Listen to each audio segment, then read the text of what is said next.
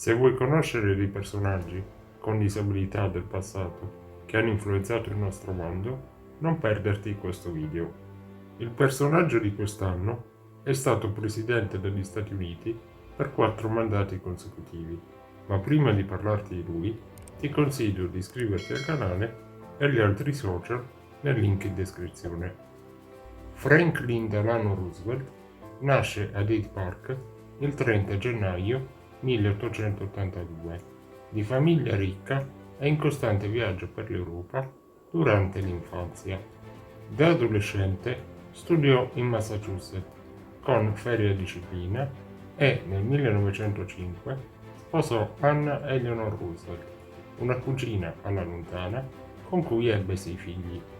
In seguito conseguì 2 lauree e iniziò a esercitare la professione di avvocato, prima di iniziare una grande carriera politica e contrarre la sindrome di Guillain-Barré, un ricordo della sua vacanza sulle isole di Campobello, che segnò il resto della sua vita, ma non gli impedì di risollevare una nazione.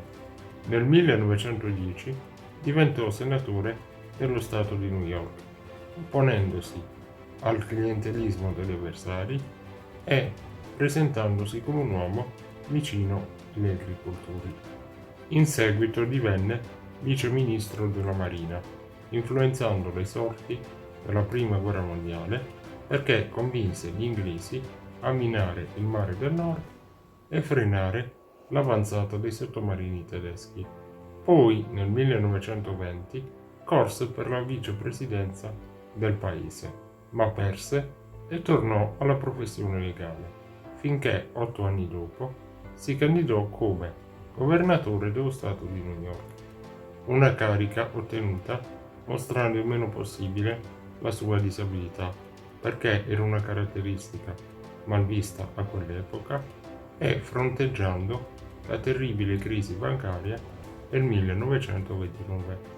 Tuttavia, fu un ottimo biglietto da visita per vincere le presidenziali di 3 anni dopo e avviare i 2 New Deal, dei pacchetti di riforme che rilanciarono la crescita del paese. Di conseguenza ottenne facilmente il secondo mandato, con il quale avviò delle riforme giudiziarie che gli crearono diversi nemici, ma non gli impedirono di ottenere il terzo mandato.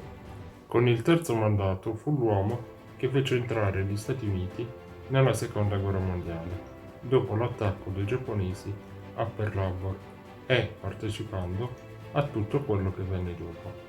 Episodi su cui si potrebbe dire molto, ma che non sminuiscono la tenacia di un uomo pronto a superare i propri limiti per il suo paese. Morto a 63 anni per un'emorragia cerebrale durante il quarto mandato. Perciò fammi sapere tramite commenti e like cosa ne pensi di questo video e ci vediamo alla prossima.